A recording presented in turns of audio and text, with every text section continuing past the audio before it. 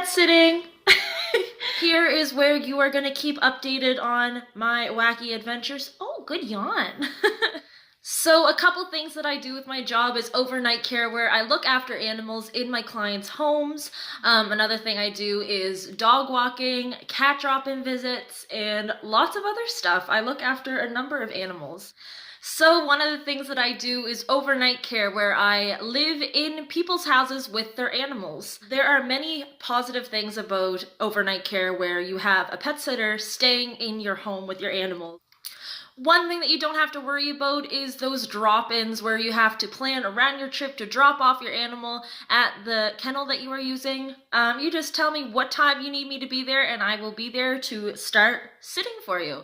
Another reason why people hire a pet sitter to come into your home is because lots of animals prefer to stay in the comfort of their own home. So you don't have to worry about how much one-on-one care that your pet is getting, because you know that you have someone who is dedicating their time to just living with your pet and looking after them.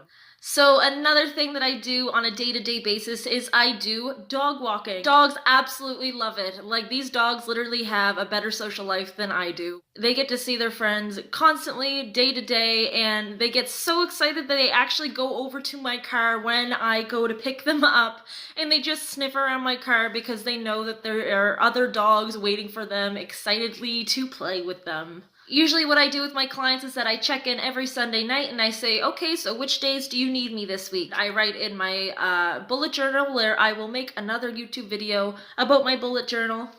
I know.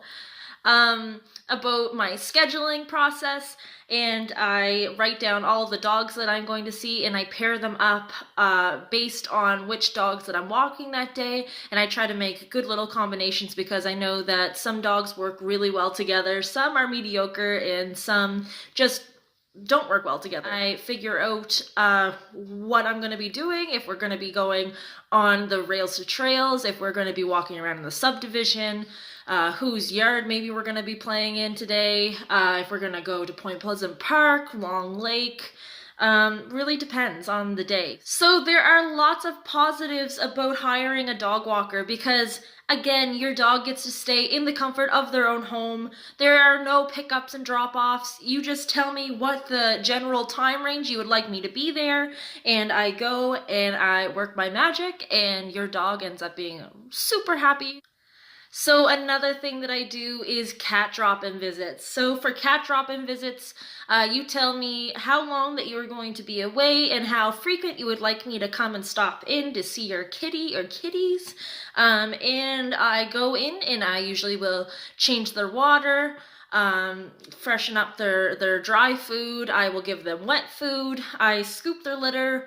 I give a little check around the house just to make sure that while you are away that nothing weird is happening to your property.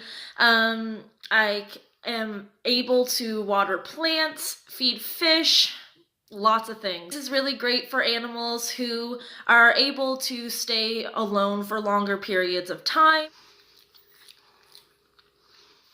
But yes, that is it for now.